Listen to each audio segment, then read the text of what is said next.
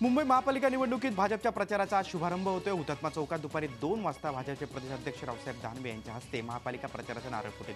त्यानंतर वायबी चव्हाण सेंटर इथं सभा होईल। गेल्या 20 वर्षात भाजपा मुंबई महापालिका प्रथमच स्वबळावर लढते। केंद्रात आणि राज्यात सत्तेत असलेल्या भाजपाला मुंबई महापालिकेची सत्ता मिळवायची, त्यासाठी पक्ष आपली सगळी शक्ती पणाला लावतो। काल अर्ज भरण्याचा शेवटचा दिवस होता। आज स्क्रुटिनी झाला आणि संपूर्ण 227 वॉर्डात भारतीय जनता पक्षाचे उमेदवार मित्रपक्षांसहित निवडणुकीच्या मैदानात उतरले आहेत। प्रचाराचा नारळ उद्या दुपारी 2 वाजता माननीय प्रदेशाध्यक्ष रावसाहेब दानवेजी यांच्या हस्ते आम्ही वाढवणार आहोत। मुंबई महापालिका निवडणुकीसाठी शिवसेनेनं गिरगावातून प्रचाराचा नारळ फोडलाय। प्रचाराच्या आपल्या पहिल्याच भाषणात शिवसेना पक्षप्रमुख उद्धव ठाकरे यांनी भाजपचा चांगला समाचार घेतला। संयुक्त महाराष्ट्रासाठी लढणाऱ्यांना मतदान करणार की महाराष्ट्राचे तुकडे करणाऱ्यांना मतदान करणार, अशा शब्दात ते बोलले। शिवसेनेच्या पारदर्शी कारभारावरून विरोधकांनाच उद्धव यांनी खडे बोल सुनावले।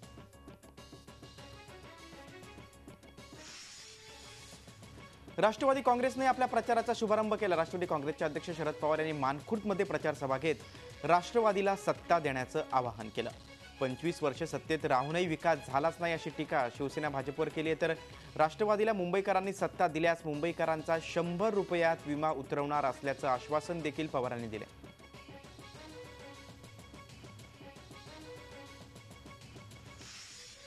भांडण करून पुन्हा सत्तेचं लोणी खाण्यासाठी एकत्र येणाऱ्या शिवसेना भाजप युतीपासून सावध राहा, असं आवाहन वजा टोला मनसे अध्यक्ष राज ठाकरे यांच्या पत्नी शर्मिला यांनी लगावलाय।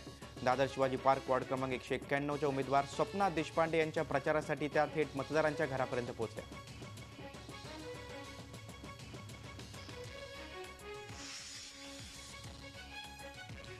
राज्यातील महानगरपालिका, जिल्हा परिषद आणि पंचायत समित्यांच्या निवडणुकीतील काँग्रेसच्या प्रचार शुभारंभाच्या निमित्तानं तुळजाभवानी मंदिरात काँग्रेसच्या वरिष्ठ नेत्यांनी देवीचं दर्शन घेऊन देवीला विजयाचं साकडं घातलं।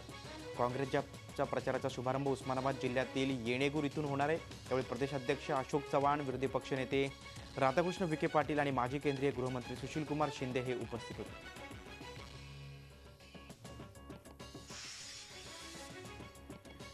शिवसेनेतल्या बंडोबांना थंड करू, थंड झालं नाही तर त्यांना त्यांची जागा दाखवू, हा इशारा दिला शिवसेनेचे नेते आणि मंत्री रामदास कदम यांनी। शिवसेना सोडून गेलेल्यांचे काय हाल होतात हे लोकांनी पाहिलंच असल्याचा टोलाही त्यांनी लगावलाय। मुंबईत शिवसेना नेते कार्यकर्त्यात कुठलीही नाराजी नाही, सर्वांची नाराजी दूर केली असून मुंबई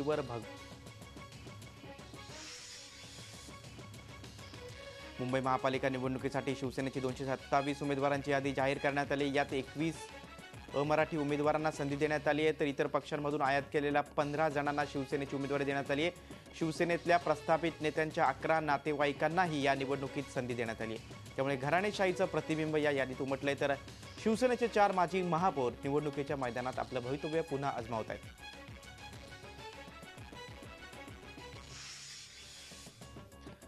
शिवसेनेचा बालेकिल्ला दादर प्रभादेवीमध्ये शिवसेनेकडून समाधान सदा सरवणकर यांना उमेदवारी दिल्यानं माजी शाखा प्रमुख महेश सावंत यांनी नाराजी व्यक्त करत अपक्ष अर्ज दाखल केलाय। सावंत यांनी प्रचाराला सुरुवात देखील केली। बाळासाहेब ठाकरेंच्या स्मृतीस्थळावर जाऊन दर्शन घेऊन त्यांनी प्रचाराला सुरुवात केली।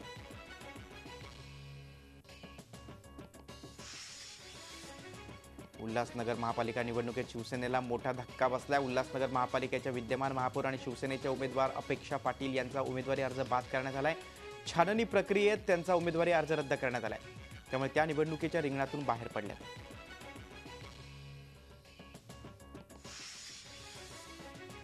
ठाण्यात भाजपला मोठा धक्का बसलाय। भाजपच्या संजय घाडीगावकर यांचा उमेदवारी अर्ज बाद झालाय। गेल्या टर्ममध्ये संजय घाडीगावकर यांचं जात प्रमाणपत्र अवैध ठरवलं होतं, त्यामुळे त्यांना 6 वर्ष निवडणूक लढवण्यास बंदी होती। या मुद्द्याचा आधार घेत शिवसेनेच्या प्रकाश शिंदेने तक्रार केली होती। या तक्रारीवरून घाडीगावकर यांचा अर्ज रद्द करण्यात आलाय।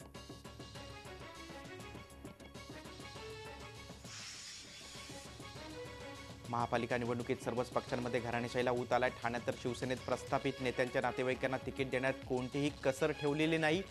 ठाण्यातले शिवसेनेचे स्थानिक नेते देवराम भोईर यांच्या घरात 4 जणांना उमेदवारी देण्यात आली आहे, तर HS पाटलांच्या घरात 3 जणांना तिकीट मिळालेत। यात शिवसेनेचे आमदार खासदारही मागे राहिलेले नाहीयेत। त्यांच्याही पत्नी, मुलगा, सून आणि भावांना उमेदवारीची खिरापत वाटण्यात आली आहे।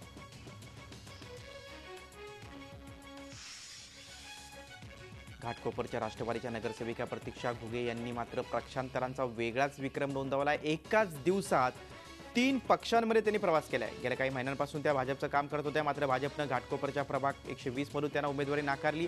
त्यामुळे त्यांनी शिवसेनेचा दरवाजा ठोठावला. शिवसेनेनं त्यांना उमेदवारी दिली, मात्र एव्ही फॉर्ममध्ये तांत्रिक अडचण असल्याचं सांगत फॉर्म काढून घेतला. अखेरच्या क्षणी काँग्रेसनं उमेदवारीचा हात दिला, मात्र त्यातही निराशा आली. प्रतिज्ञापत्र अपूर्ण असल्याचं कारण देत निवडणूक अधिकाऱ्यांनी प्रतीक्षा घुगे यांचा अर्ज बाद ठरवला.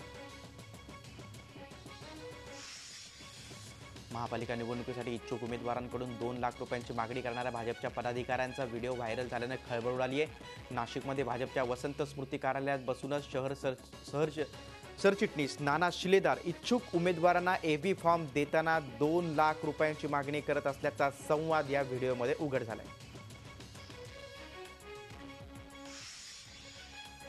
पुण्यात रेश्मा भोसले आणि सतीश बहिरट यांना मोठा धक्का बसला. प्रभाग क्रमांक 7 मध्ये एकाच जागेसाठी या दोघांना भाजपनं उमेदवारी दिली होती. या दोघांचेही एव्ही फॉर्म बाद करण्यात आले, त्यामुळे आता या दोघांनाही अपक्ष म्हणून निवडणूक लढवावी लागेल. रेश्मा भोसले यांनी अर्ज भरताना राष्ट्रवादीच्या नावाने भरला अर्ज, पण बीजेपीचा एव्ही फॉर्म सोडला. पक्षानं रेश्मा भोसले या पक्षाच्या अधिकृत उमेदवार असल्याचं पत्र दिलं, पण अर्ज चुकीचा ठरवल्यानं त्या पक्षाच्या उमेदवार ठरू शकल्या नाहीत. तर सतीश बहिरट यांनाही एव्ही फॉर्म त्यांचा रद्द झाला. त्यामुळे आता 7A मधून बीजेपीचा उमेदवार नाही, दोघांनाही अपक्ष लढावं लागेल.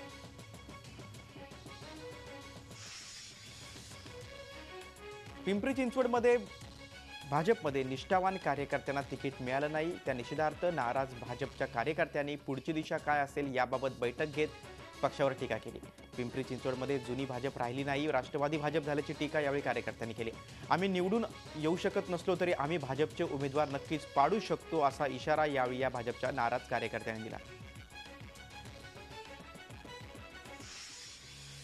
मुंबईतल्या सांताक्रूझ पश्चिम प्रभाग क्रमांक 97 मध्ये शिवसेनेचे शाखा प्रमुख सुनील मोरे यांना उमेदवारी देण्यात आली. त्यामुळे शिवसेनेचे माजी नगरसेवक मोहन लोकेगावकर यांनी बंडखोरी करत अपक्ष उमेदवारी अर्ज दाखल केलाय. मनसेला रामराम करून शिवसेनेमध्ये आलेल्या व्यक्तीला उमेदवारी देण्यात आल्याचा आरोप मोहन लोकेगावकर यांनी केलाय.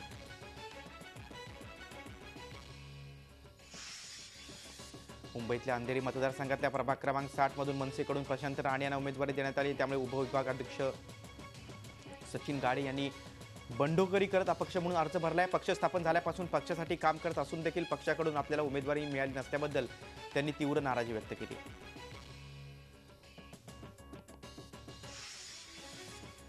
पुणे महापालिका निवडणुकीसाठी काँग्रेस पक्षानं राष्ट्रवादीसोबत आघाडी केल्यानं काँग्रेसमधल्या अनेक इच्छुकांची कोंडी झाली आहे. पक्षासाठी अनेक वर्ष काम केलं आणि आता राष्ट्रवादीला जास्त जागा देऊन पक्षाच्या प्रस्थापित नेत्यांनी स्वतःच्या जागा सांभाळून ठेवल्याचा आरोप काँग्रेसच्या कार्यकर्त्यांनी केला. याचाच भाग म्हणून काँग्रेसच्या काही नाराज कार्यकर्त्यांनी पुण्यातल्या काँग्रेस भवन बाहेर भजन आंदोलन केलं.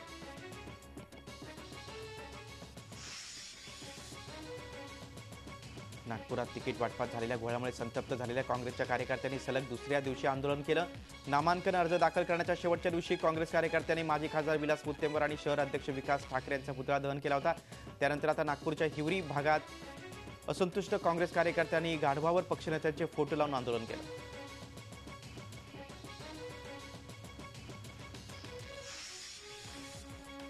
उमेदवारी अर्ज छाननीत शिवसेनेच्या पॅनलला झटका बसलाय. नाशिकमधील प्रभाग क्रमांक 30 मधील शिवसेनेच्या 4 उमेदवारांच्या एव्ही फॉर्मला निवडणूक अधिकाऱ्यांनी हरकत घेतली. उमेदवारांच्या एव्ही फॉर्मवर शिवसेनेचे नेते अनिल देसाई यांनी काळ्या रंगात स्वाक्षरी केल्याने ही हरकत घेण्यात आली. त्यामुळे शिवसेनेचे संपूर्ण पॅनलच अपक्ष ठरण्याची शक्यता आहे. स्वाक्षरीबाबत स्पष्टीकरण देण्यासाठी या उमेदवारांना सोमवारपर्यंतची मुदत देण्यात आली. विधान परिषदेच्या नागपूर विभाग शिक्षक मतदारसंघातल्या नंदनवन इथल्या मतदान केंद्रावर 6 फेब्रुवारीला फेर मतदान घेतलं जाणार आहे. मतदानाच्या वेळी नंदनवनच्या महापालिका मराठी प्राथमिक शाळेत मतदारांना निवडणूक आयोगानं निश्चित केलेल्या पेनऐवजी दुसरं पेन दिलं गेलं होतं. त्याबाबत निवडणूक आयोगाकडे तक्रार दाखल करण्यात आली. त्यावर निवडणूक आयोगानं या मतदान केंद्रावरच्या निवडणूक अधिकाऱ्यासह 2 कर्मचाऱ्यांना निलंबित केलं होतं. आता 6 तारखेला केवळ याच केंद्रावर फेर मतदान घेऊन त्याची मतमोजणी ही 7 फेब्रुवारीला होईल.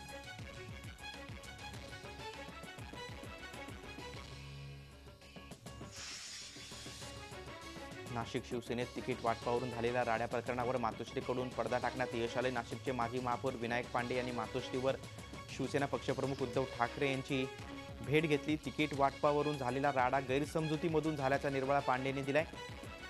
भाऊजाई शिवसेनेकडून लढणार असून भाजपचा एबी फॉर्म भरला नसल्याचं स्पष्टीकरण पांडे यांच्याकडून देण्यात आले. तसंच अखेरपर्यंत शिवसैनिकच राहू असंही पांडे यांनी स्पष्ट केलं.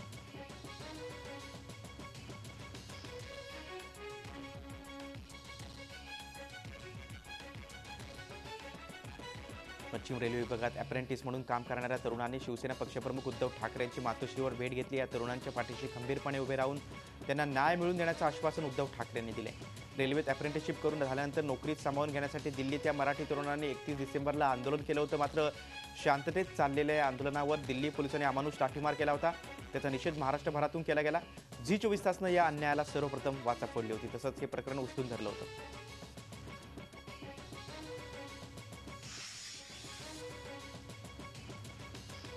2 दिवसीय तिसरं विज्ञान साहित्य संमेलनाला जळगावमध्ये सुरुवात झाली आहे. महाराष्ट्र राज्य साहित्य तसंच संस्कृती मंडळ, मराठी विज्ञान परिषद, जळगाव विभागाच्या संयुक्त विद्यमानं जळगावमधील नूतन मराठा महाविद्यालयात हे संमेलन होते. लोकमतचे कार्यकारी संपादक चंद्रशेखर कुलकर्णी यांच्या हस्ते संमेलनाचं उद्घाटन करण्यात आलं. संमेलनाच्या निमित्तानं पुस्तक प्रदर्शन, विज्ञान कथा, चर्चासत्राचं कथाकथनाचं आयोजन करण्यात आलंय. आज विज्ञान लेखन चर्चासत्र होईल.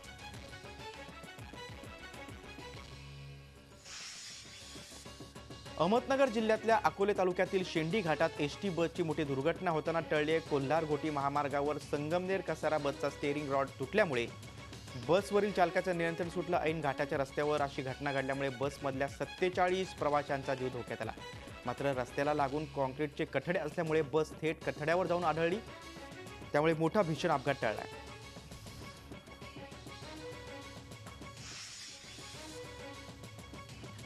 मुंबईत रस्त्यावरील पेवर ब्लॉकनं एका तरुणीचा जीव घेतलाय. जोगेश्वरीमध्ये पेवर ब्लॉकमुळे दुचाकीचा टायर स्लिप होऊन या तरुणीचा जागीच मृत्यू झालाय, तर एक तरुणी जखमी झाली. ईशा निलेश गोटे असं या मृत तरुणीचं नाव असून ती अक्षता मालाडकर हिच्यासोबत दुचाकीने चालली होती. गाडीचा टायर स्लिप झाल्यामुळे ईशा शेजारील बसच्या टायर खाली सापडली आणि त्यात तिचा जागीच मृत्यू झाला. तर अक्षता मालाडकर ही तरुणी बेशुद्धी झाली. तिला उपचारासाठी कुपर रुग्णालयात दाखल करण्यात आले.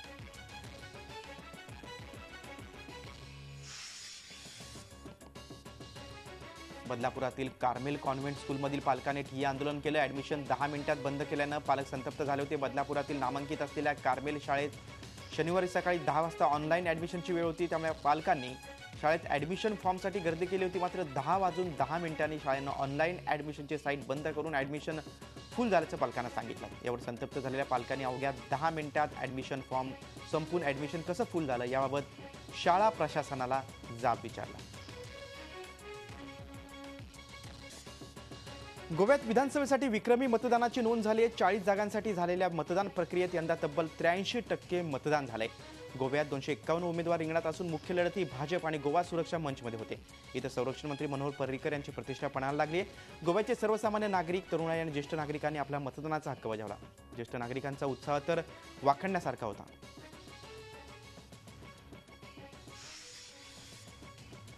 संरक्षण मंत्री मनोहर पर्रिकर यांनी काल सकाळी 7:15च्या सुमारास मतदानाचा हक्क बजावला. पणजीतल्या मतदान केंद्रावर पर्रिकरांनी रांगेत उभे राहून आपला मतदानाचा हक्क बजावला. यावेळी गोव्यात भाजपला 2/3 बहुमत मिळेल असा विश्वास त्यांनी व्यक्त केला. तर दुसरीकडे गोव्याचे मुख्यमंत्री लक्ष्मीकांत पार्सेकर यांनीही मतदानाचा हक्क बजावला. सरकारनं केलेल्या कामांमुळे आणि उपलब्ध करून दिलेल्या रोजगाराच्या संधीमुळे भाजपला बहुमत मिळेल असा आशावाद पार्सेकरांनी व्यक्त केला.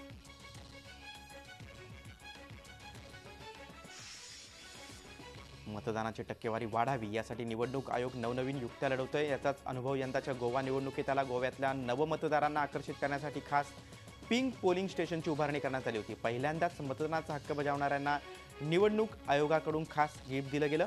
त्यामुळे यंदाची गोव्यातली विधानसभेची निवडणूक वेगळी ठरली.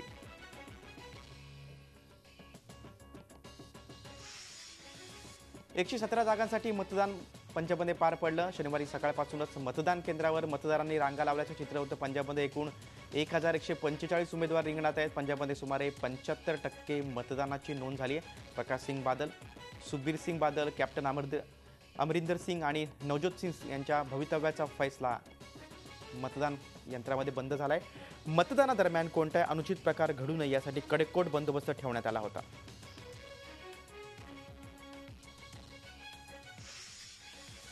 पंजाबच्या पतियाळा इथून निवृत्त जनरल जे सिंग यांनी मतदानाचा हक्क बजावला. जे सिंग हे शिरोमणी अकाली दलाचे उमेदवार आहेत. ते काँग्रेसचे कॅप्टन अमरिंदर सिंग यांच्या विरोधात निवडणूक लढवत आहेत. साऱ्या पंजाबचं लक्ष या लढतीकडे लागले.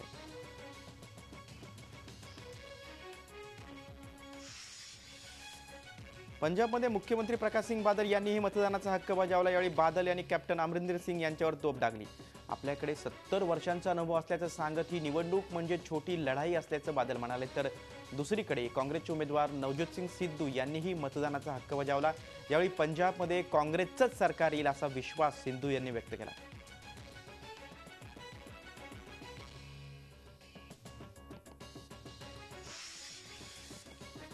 कर्नाटकमध्ये काँग्रेसला मोठा धक्का बसण्याची शक्यता आहे। माजी परराष्ट्र मंत्री आणि काँग्रेसचे ज्येष्ठ नेते भाजपच्या वाटेवर आहेत। एस.एम. कृष्णा 100% भाजपामध्ये येणार असून लवकरच त्यांचा पक्षप्रवेश होईल अशी माहिती भाजपचे नेते बी.एस. येडियुरप्पा यांनी दिली। काही दिवसांपूर्वी कृष्णा यांनी काँग्रेस पक्षाचा राजीनामा दिला होता। यावेळी त्यांनी काँग्रेसला नेत्यांची नाही तर व्यवस्थापकाची गरज असल्याचं म्हटलं होतं। आता कृष्णा यांच्या भाजप प्रवेशाच्या वृत्तानं कर्नाटक काँग्रेसला मोठा हादरा बसणार आहे।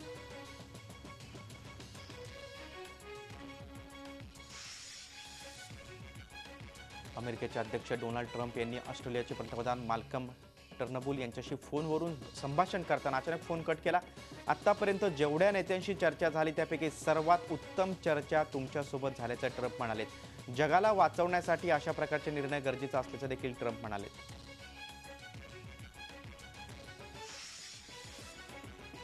डोनाल्ड ट्रम्प यांनी ओबामांच्या कार्यकाळात झालेल्या ऑस्ट्रेलिया अमेरिका निर्वासितांच्या करारावर टीका केली। या कराराला ट्रम्प यांनी अत्यंत वाईट करार असं म्हटलंय। ओबामा प्रशासनानं ऑस्ट्रेलियातून हजारो निर्वासितांना अवैधपणे अमेरिकेमध्ये आणल्याचा आरोप ट्रम्प यांनी केलाय।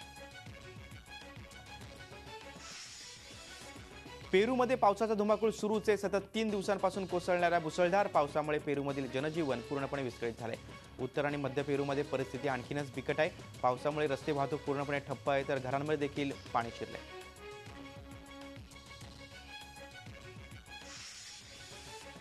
चिलीत जंगलाला लागलेली आग अद्यापही विझलेली नाहीये। आगीने आतापर्यंत विविध ठिकाणी 11 जणांचा बळी घेतलाय। 3800 चौरस किलोमीटर भागातील या आगीत अनेक वस्तू भस्मसात झाल्यात। नुबल प्रांतातील सांता क्रूज डे क्यूके शहरातील नागरिक या आगीनं कमालीच्या हैराण झालेत। वाऱ्यानं दिशा बदलल्यास या शहराला आगीपासून मोठा धोका निर्माण होण्याची शक्यता आहे। तब्बल 14 देशातील अग्निशमन दल ही आग विझवण्यासाठी प्रयत्न करत आहेत।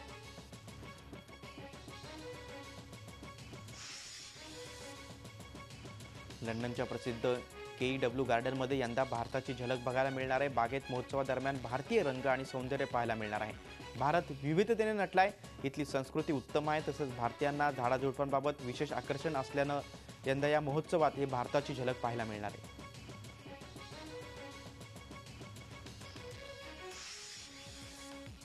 येत्या 20 फेब्रुवारीला बेंगळुरू येथे होत असलेल्या IPLच्या लिलावासाठी 76 खेळाडूंची विचार केला जाणार आहे। त्यात 28 खेळाडू हे परदेशी आहेत। खेळाडूंच्या नोंदणीची शुक्रवारी अखेरची तारीख होती। त्यानंतर भारतीय क्रिकेट बोर्डानं खेळाडूंच्या या लिलाव प्रक्रियेची तारीख जाहीर केली आहे। प्रत्येक संघाला कमाल 27 खेळाडू ताफ्यात सामावून घेता येतील। कोलकाता नाईट रायडर्स सर्वाधिक खेळाडूंचा विचार करण्याची शक्यता आहे।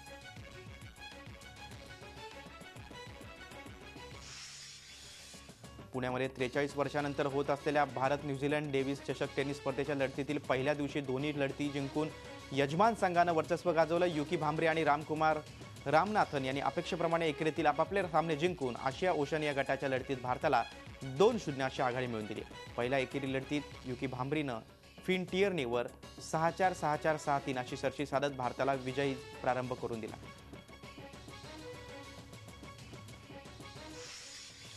आजपर्यंत माझ्या यशाचं पूर्ण श्रेय मी माझ्या गुरूंना देतो। एखाद्या खेळाडूला घडवताना गुरूच जास्त मेहनत घेत असतो।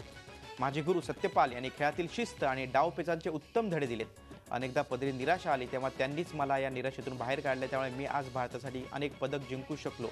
प्रत्येक खेळाडूंना आपल्या गुरूंचा आदर करावा, याचे सकारात्मक परिणाम नक्कीच दिसून येतील असं प्रतिपादन ऑलिम्पिक कुस्तीपटू सुशील कुमार यांनी व्यक्त केले।